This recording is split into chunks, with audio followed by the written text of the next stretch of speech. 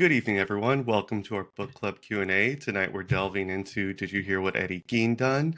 The acclaimed graphic novel about one of America's most infamous murderers. I'm Joe, your host on behalf of Revenge of Graphic Novel Club. We are honored to have with us the creators of the book, Harold Schechter and Eric Powell, both of them together. Harold is a legendary true crime author. He literally wrote the book on Ed Gein. And Eric is a 5-time Eisner Award-winning comic creator known for The Goon. Together, they've brought us a meticulously researched, haunting retelling of the Ed Gein case, a story so shocking that, as the creators noted, the truth needs no embellishment to be horrifying. Did You Hear What Eddie Gein Done? Has earned critical praise, including 3 2022 Ringo Awards for Best Original Graphic Novel, Best Nonfiction Comic, and Best Presentation and Design. In this Q&A, we'll explore how I keep wanting to join your guys' names together for whatever reason. How Like Harold Bennifer. and Eric approach this project, their creative process, the graphic novel format, and their personal perspectives on Gein's gruesome story. Ed Gein's crimes in 1950s Wisconsin famously inspired films like Psycho and Texas Chainsaw Massacre, as well, and his story still looms large in pop culture with Netflix's recent release of Monster, the Ed Gein story. But tonight, our focus is on the graphic novel and its creators, their journey in crafting this book, their relationship to the material, and the insights they gained into Gein, his victims, and the legacy of these events. So let's get started. Please join me in welcoming Harold and Eric. Thank you both for being here. I'll kick off with a few questions to get the conversation going, and we'll leave time for audience questions as well. Thanks for having us. Yeah, happy to be here. Absolutely. Thank you. Yeah, if you combine Thank you guys for me. if you combine our names, you get Herrick. That was would- what I kept ended up with for some reason. I don't know if it was the H and the E that just were giving me a little synonym, but I kept coming up with Herrick. Again, thank you guys. Let's jump in. Let's talk about how your guys' collaboration began. Could you both tell us how this collaboration came about between the two of you? Well, I've been a fan of Harold's for a long time. I've read everything he's done as far as his true crime work. There's a few things he keeps surprising me with that I didn't know that he wrote, but I've really been following his crime history books. And I was very familiar with Gein. He was kind of a boogeyman when I was a kid, and just in the sense of everyone would say, did you know Texas Chainsaw Massacre is based on a true story? There was a real guy, but that was the extent. We just knew it was, apparently based on a real person. But I was very familiar with Harold's book, Deviant, which is like the definitive history of that case. And I was actually, a few years ago for the Goon's 20th anniversary, I was driving around on a book tour, and I was going through Wisconsin, and a pretty, rural, isolated area. That case just, but I was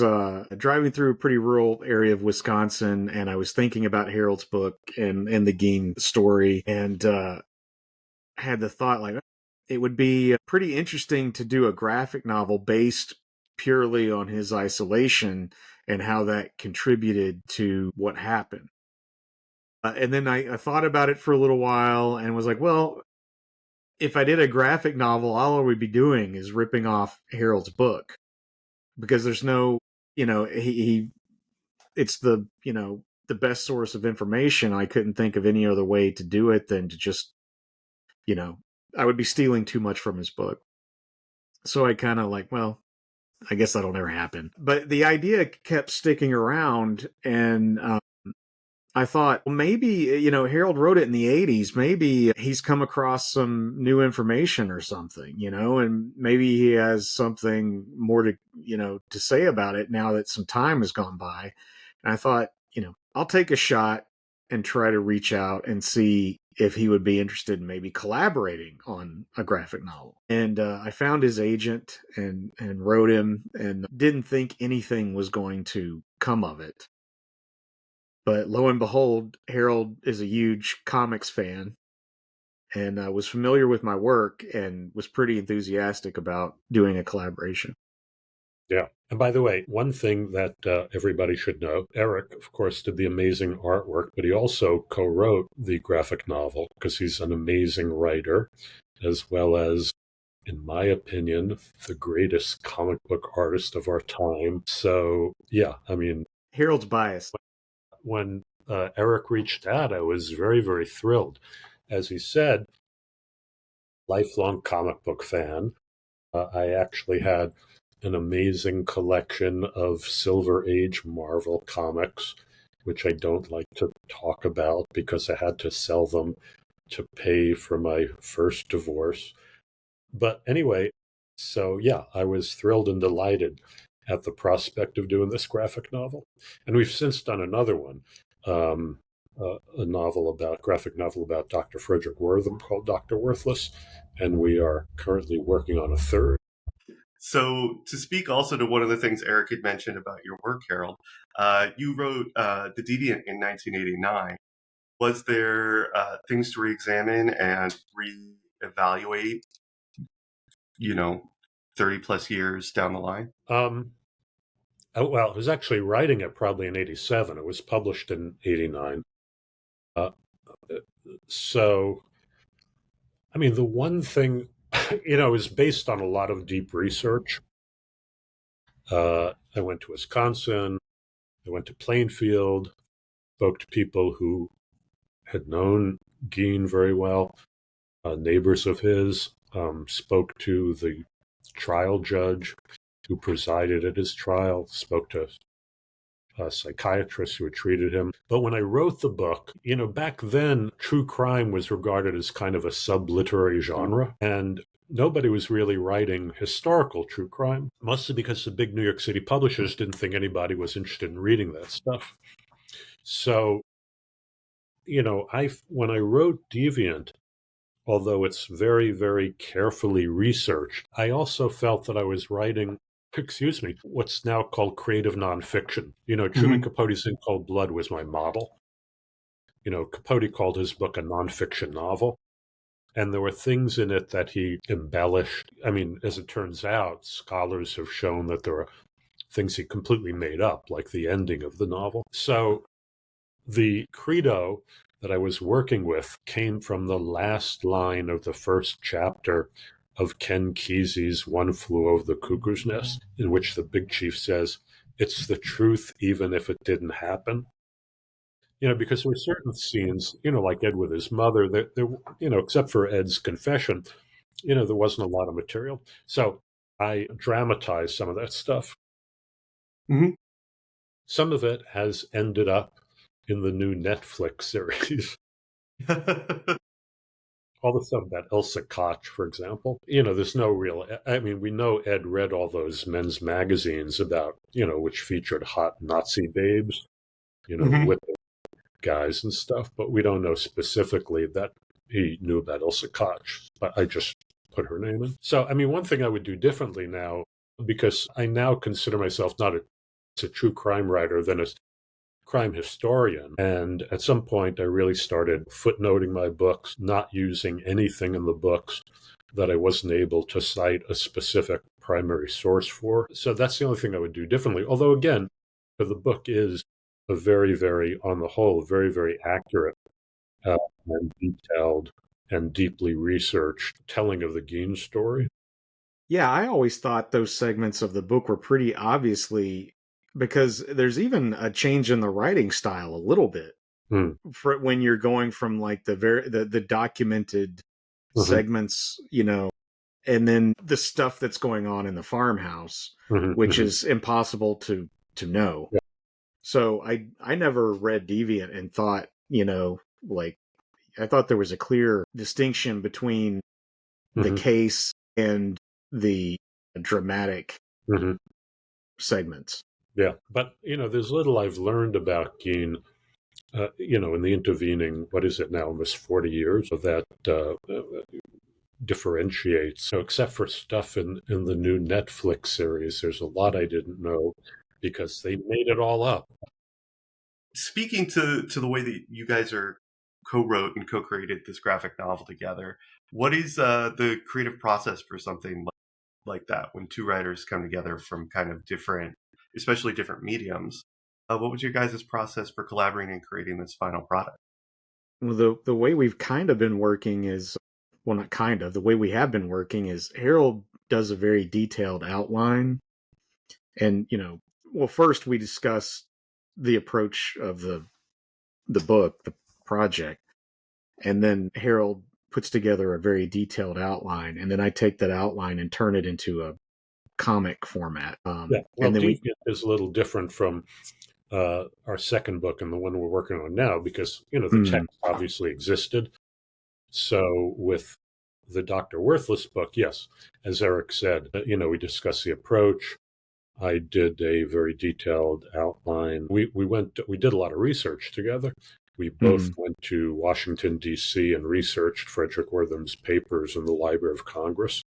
So, yeah, there's a lot of interplay between the two of us in terms of what's going to go in the book and so on and so forth. And then at some point, I turn it over to Eric. Well, then Eric will send me back his version of the material in comic book script form. I'll go over that and, with some editorial suggestions. At some point, the final script is, well, it's finalized.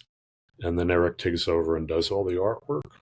So, as I often tell people, I love collaborating with Eric because he does most of the work.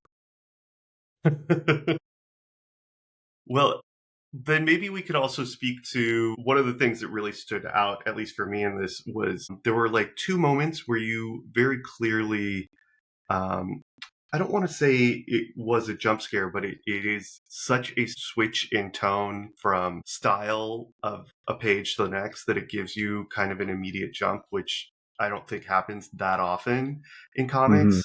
And so, Eric, specifically, the part that I was thinking of is when you go from Eddie's imagining of the mother goddess becoming the mother goddess into the reality, and the way that you narratively do that, both in prose, in script writing, and then deliver it on the page, was very powerful. And was that coming to moments like that and the ability to create moments like that, does that come from or lead through the writing and the scripting that you do at the time?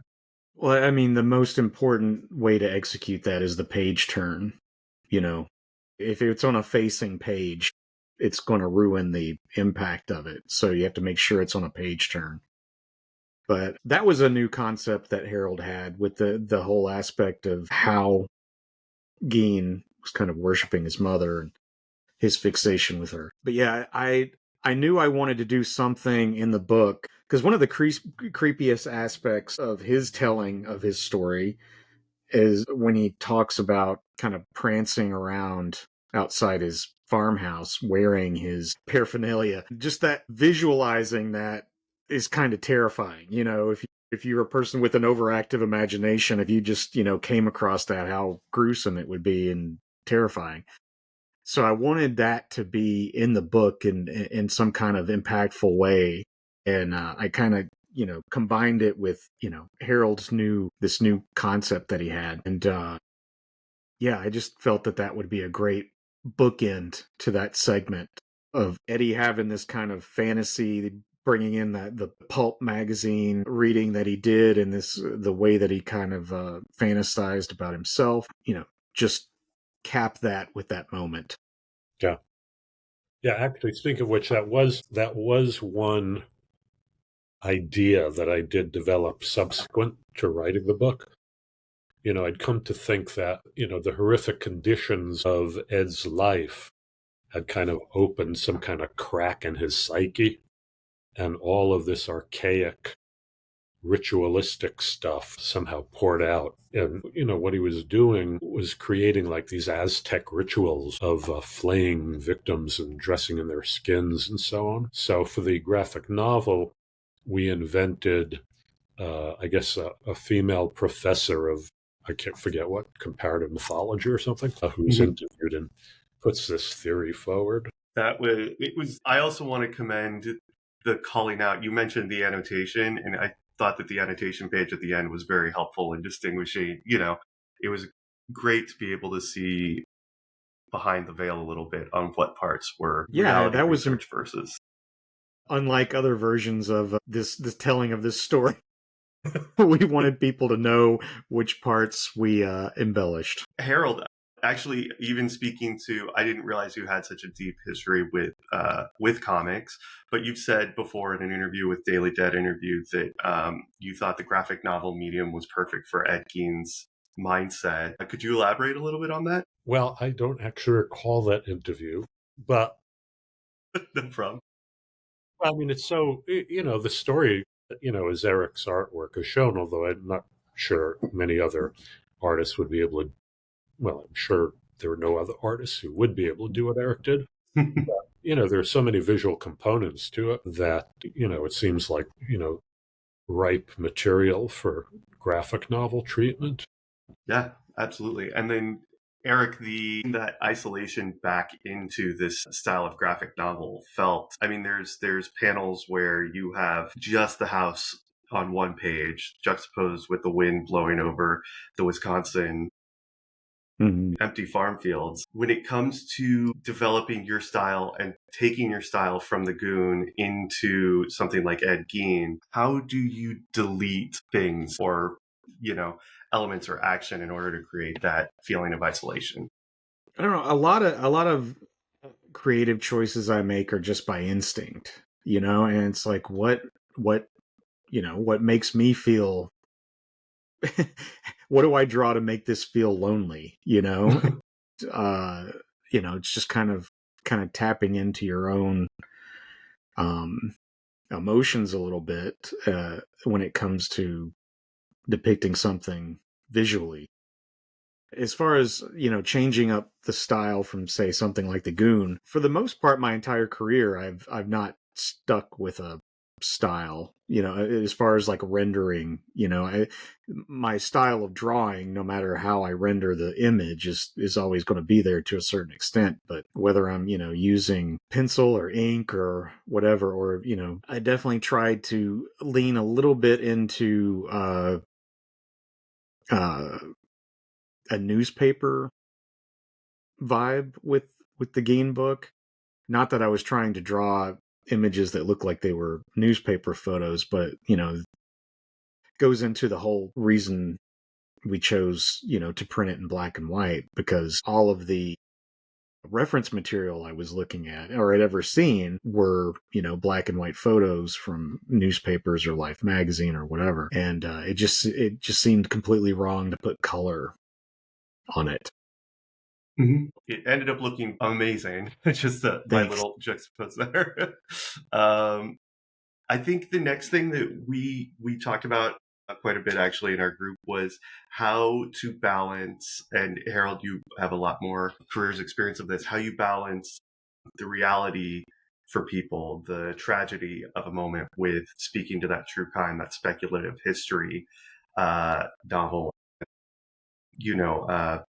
Let me see how I can put this. How you approach the subject matter with sensitivity and respect, knowing that it is a person's story, very oftentimes tragic, and yet at the same time, you have to pull and entertain to a certain degree. And how do you find and strike that balance in this format? Well, when I wrote Deviant, one of the things that interested me about the Gein story and set me on this unexpected path to becoming a true crime writer, which was not something I had ever imagined, would be part of my career. I mean, I was an American literature professor, for 42 years. But, I was interested in the fact that every now and then some murderer comes along who seems like a real life fairy tale monster or supernatural monster. I tell people in every community, there's always one creepy, out of the way house where kids tell these folk tales, about it's being inhabited by some monster or cannibal witch. I grew up in the Bronx, 6-story apartment building. And there was some creepy old lady who lived on the 6th floor.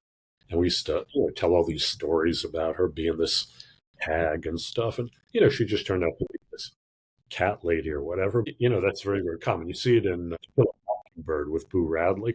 And the thing with Beanstalk, it was true, they're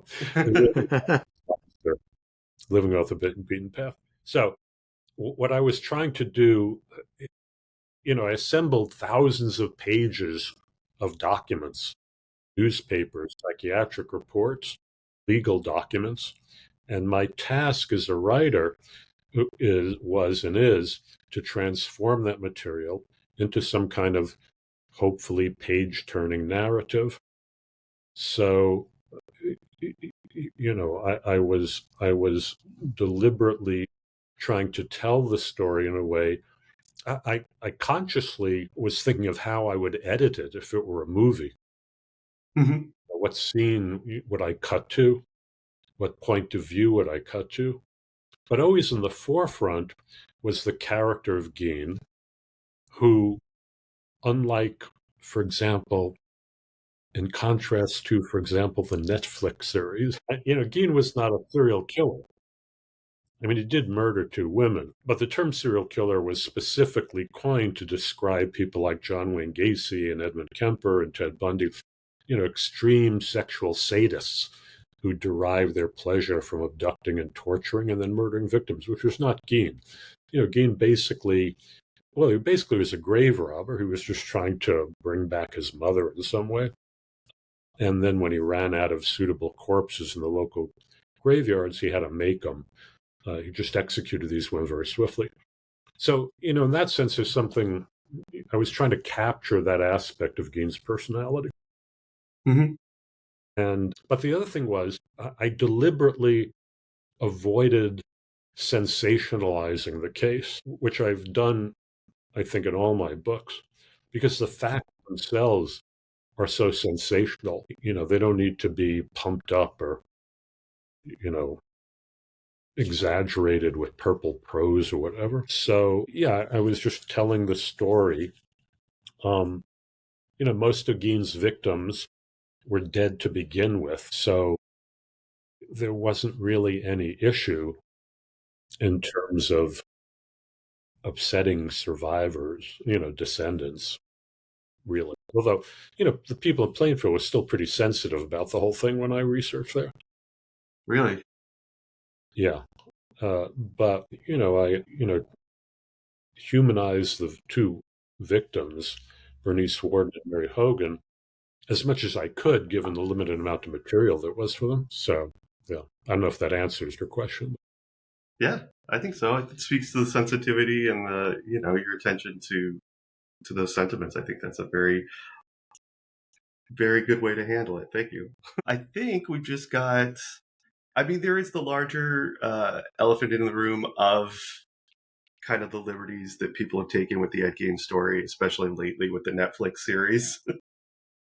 And then to that, in your view, what is it about Ed Gein that is still so rife for kind of narrative purposes or plundering? What does it say that people are still fascinated and disturbed by this story all this time later? Harold might have a better insight on this than me, but I think now it's the tie-in. It's like it's that it was he inspired Psycho, he inspired Silence of the Lambs, he inspired the Texas Chainsaw Massacre. I think that is keeping that story more in the public eye now than anything, because there's so many more disgusting murderers that have come along or throughout history than Gein, even though he's hard to beat in the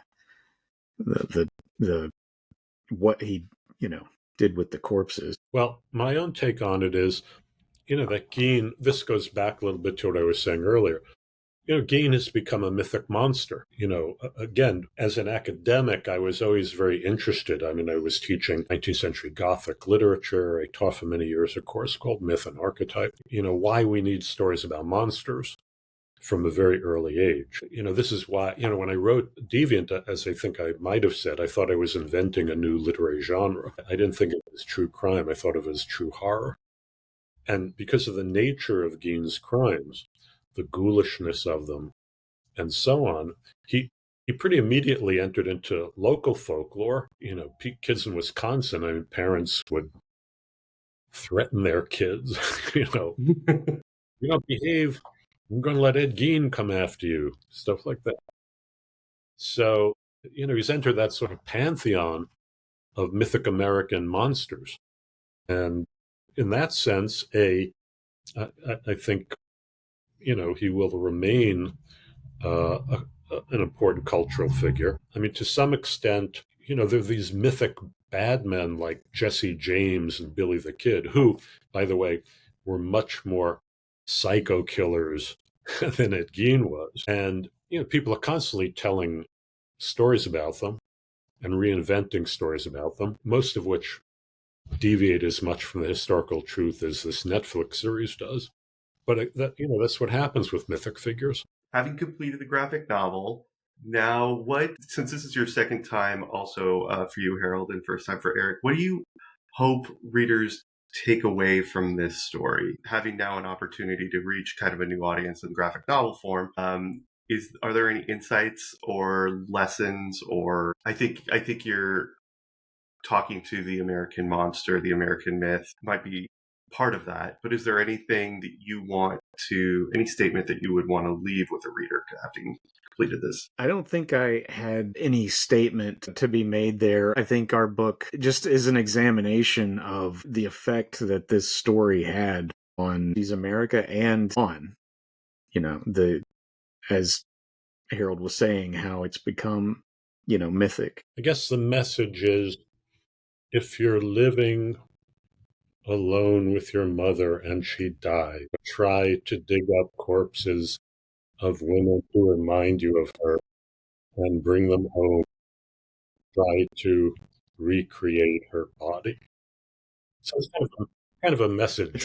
It's a good moral lesson. It's a good moral lesson. It's good rules to live by. Yeah. Don't recreate your dead mother with corpses. Yeah. Yeah. Don't assume the godmother form. Yeah. Any materials available to you. Just a few questions from our book club group they submitted some originally. Eric, this first one kind of goes back to your work on the Goon, and one of our club members had some correlations that he thought he noticed just between your previous work and maybe previous relationship with the Ed Gein story prior to this. But he had called out some elements like the left eye motif, the loss of a maternal figure. I never even thought of that.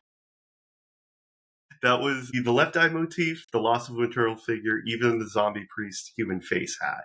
And he was wondering if they were at all calls that you'd previously made. I think the face on the hat 100% was inspired, even in some, subconscious way, by the Gein story. I never even thought about the eye thing. So yeah, who's to say? Maybe it was another subconscious thing. I don't know. All right. And then the next one was for you, Harold, but I think it's for both of you, really. How did you decide when to stick strictly with documented records and when it was appropriate to infer or dramatize to fill in the gaps? I think we kind of brushed along that topic. Kind of a more, yeah. Well, there's basically, the thing about notorious killers is until they become notorious, they're completely anonymous, nondescript non-entities, which was certainly true of Gein. So there are no records, biographical records really about his upbringing, his youth, much of his life really until he was arrested. The only thing we have are the things he's told us in his confessions to the police and to different psychiatric examiners. So it was a matter of, what I used to think of as extrapolation, extrapolating from that material what seemed to be the most plausible depiction of Gein's early childhood and interactions with his mother. And again, I was taking the kinds of liberties that, I'm not comparing Deviant in Cold Blood, which I think is one of the great masterpieces of 20th century American literature, but using that as my model, because, again, Capote called it a nonfiction novel. He was very open about his having dramatized certain scenes and so on and so forth. I was using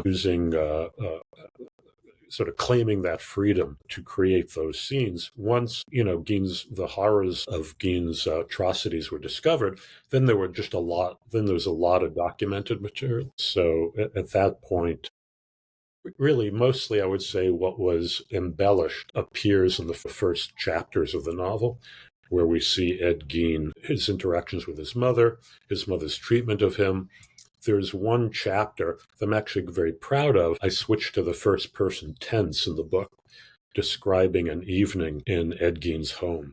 Again, that was based on what I knew about the contents of his home and what he revealed in terms of how he lived and so on and so forth. But it was an imaginary evocation of, evening in Gein's House of Horrors. Mm-hmm. That is not Gein at a soda fountain with a hot photographer girlfriend. Yeah. Kidnapping and killing a babysitters. Yeah. Yeah, and dismembering hunters with a chainsaw. Well, we can go on and on. One other question we had was, we kind of brushed up against it a little bit, the In Cold Blood front, but we had another book club member who was wondering how you kind of choose Ed Gein versus something also kind of as iconic as the Clutter Murders. Well, I mean, I chose Ed Gein.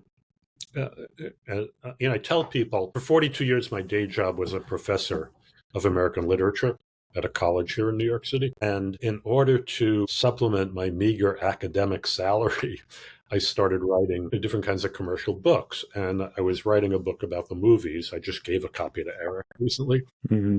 And in researching that, I came across the fact that Psycho and Texas Chainsaw Massacre had both been inspired by this real-life case. It was not really widely known then. I mean, there was a fringe group of horror fanatics who knew about him. There was even an Ed Gein fan club, but I didn't know about him, and most people didn't know about him. And I began to research the case, and again, for reasons I've already spoken about, not only because he was the inspiration for Norman Bates and Leatherface. Silence of the Lambs hadn't come out yet. It came out after my book was published. Thomas Harris also used him in the creation of Buffalo Bill. But, it just fascinated me that there was this kind of supernatural monster, this monster out of myth and folklore and Gothic horror, incarnated in the form of this goofy, mild-mannered Wisconsin farmer. So, it just seemed like a great story to tell. One thing that also just came to mind again that I meant to bring up earlier was, I think the way that you juxtapose the time that this is happening, when all eyes are kind of above and outside while the real monster is next door, I thought that was delivered really well also. Just wanted to throw my 2 cents in there in that narrative loop. Eric also did a great job of visualizing. Another part of the Gein story that made it so fascinating was the time in which it took place, which was this Leave It to Beaver, everybody living in a nice, post-World War II, nice suburban house surrounded by white picket fences, this balmy Eisenhower era, and here are these incredible horrors taking place in the American heartland. And, I think Eric did a great job of bringing that context to visual life. Absolutely. You really see it on the page. Harold does a really amazing job of that in all of his books too. I love the fact that he makes a point of pointing out that, everyone is saying how within the last 20 years or so, they're just saying how violent our times are and everything. And it's like, if you look at history, we're actually living through a pretty peaceful period. Maybe not recently, the immediate, timeline that we're in right now, but for the most part, over the last 20 years or so, we're living through a pretty peaceful period. There have always been child murderers and children murdering, where this new thing. This is a point we make in the Wortham book, that they say they want to attribute so many things, comic books, video games, whatever, to deteriorating our children and turn them into murderers. But we're animals that have always had a violent past. Mm-hmm. Well, and then I think to kind of wrap things up, we've touched a little bit on Dr. Worthless. Do you guys have any other? You've kind of teased us about a third book. Do you have any other projects coming up that either of you would like to share with our book club? Well, we're in the midst of working on one. I'm not sure. Are we allowed to be specific, Eric? Or are we keeping it Not yet. Okay. We have to wait for them to make the announcement. Yeah, okay. But we are working on on a third one. So It involves murder. yes, involves murder. We say, I think we can, and also I think this is fun, and this was in no way intentional, but all three of these books kind of take place during the same time period. Mm-hmm. So they're not connected, but they are in a weird way. I like that about them. A little bit of a triptych rather than a trilogy. Yeah. Awesome. Well, thank you guys so much for joining us and doing this for us. We really appreciate it. Everyone really enjoyed reading the book. And so thank you so much for your creation and your time. Thanks for having us. Yep. Absolutely. Bye-bye. Well, thank you so much. Bye-bye. Good luck on the third one. Thank you. Thanks.